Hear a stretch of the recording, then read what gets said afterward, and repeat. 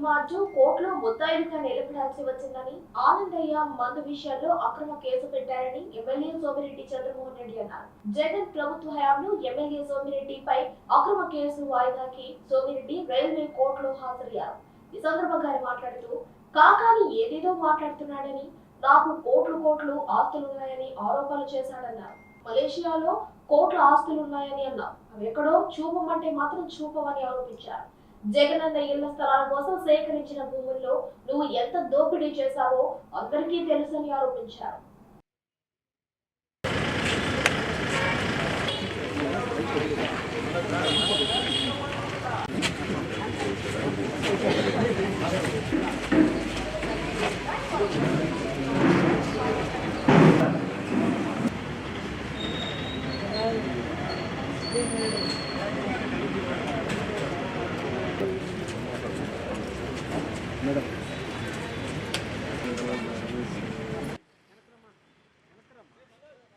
కాకాని గోవర్ధన్ రెడ్డి పుణ్యమా అంటూ ఈ కోర్టులో ముద్దాయిగా నిలబడాల్సి వచ్చింది. ఆయన ఆనందయ్య మందు విషయంలో నా మీద ఒక తప్పుడు కేసు పెట్టారు. వచ్చి కోర్టులో వాయిదాకి నిలబడాల్సిన పరిస్థితి వచ్చింది. సరే, అన్నీ పక్కన పెడితే ఇటువంటి చాలా కేసులు పెట్టుండారు. ఇంక ఎన్ని వాయిదాలకు రావాల్సి వస్తుందో ఏందో. ఇంక న్యాయస్థానాలు ఎదుట అందరూ సమానం, ఎవరు స్పెషల్ కాదు. లేకపోతే మొన్న నేను హైదరాబాద్లో ఉంటా, ఆయన మాట్లాడినాడు, నాకు కోట్లు ఆస్తుంది, నెల్లూరులో ఆఫీస్ కొనేసాను, అక్కడ బెంగళూరులో విల్లా కొన్నాను, హైదరాబాద్లో నా కూతురికి విల్లా కొనిచ్చాను, అన్నీ మాట్లాడావు. సరే, నాకు కర్మ.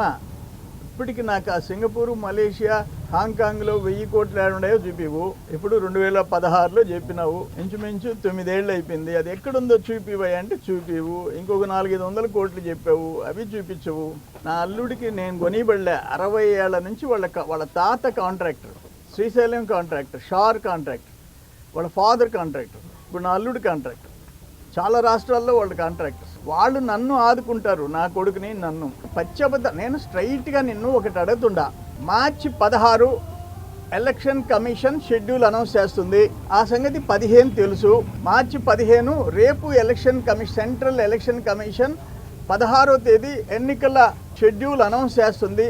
రేపటి నుంచి కోడ్ వస్తుంది. మార్చి 15 ఒక జీకేఎస్ కంపెనీ, నీ బినామీ కంపెనీ పేరుతో రామదాస్ కంట్రీలో 57 ఎకరాల చిల్లర, ఎకరా 1 కోటి చిల్లర, 1 కోటి 20, 1.5 కోటి, లేఅవుట్లు వేస్తే 3 కోట్లు.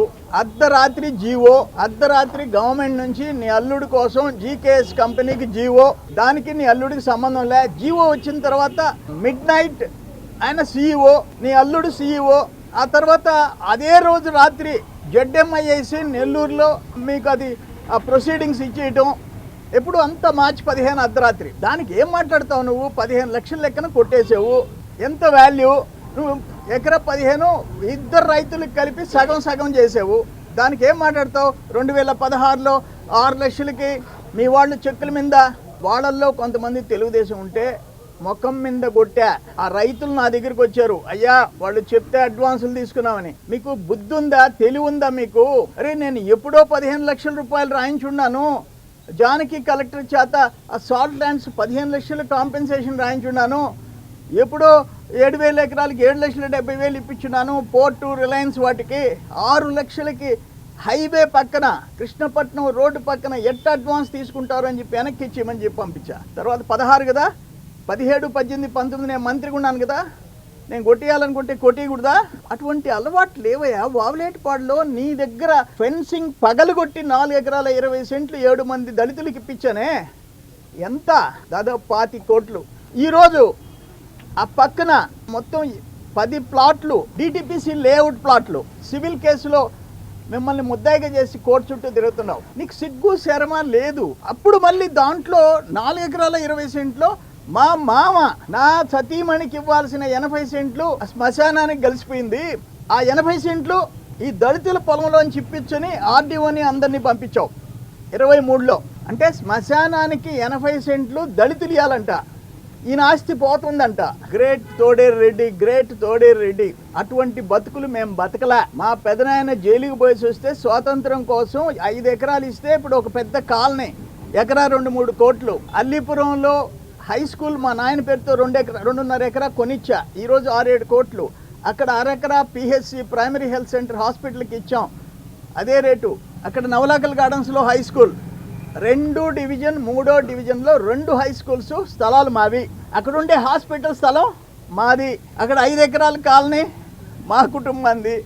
ఉన్న ఆస్తులు అమ్ముకున్నది ఈ జిల్లాలో అందరికీ తెలుసయ్యా. నువ్వు ఆడవిల్లా ఈడవిల్లా సిగ్గు శరమ.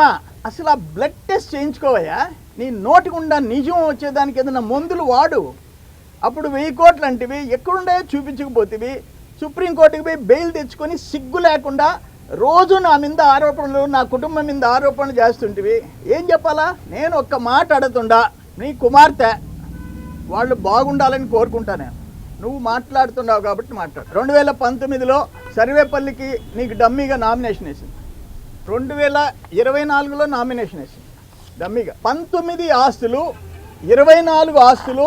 19లో ఆమె అఫిడవిట్లో, ఎన్నికల అఫిడవిట్లో ఏం ఆస్తులు చూపించింది నీ కుమార్తె. 24లో ఎన్ని ఎకరాలు కొన్నది, ఎంత ఆస్తులు పెరిగింది చూపించింది. అంటే రెండో కూతురు కూడా అంతే కదా.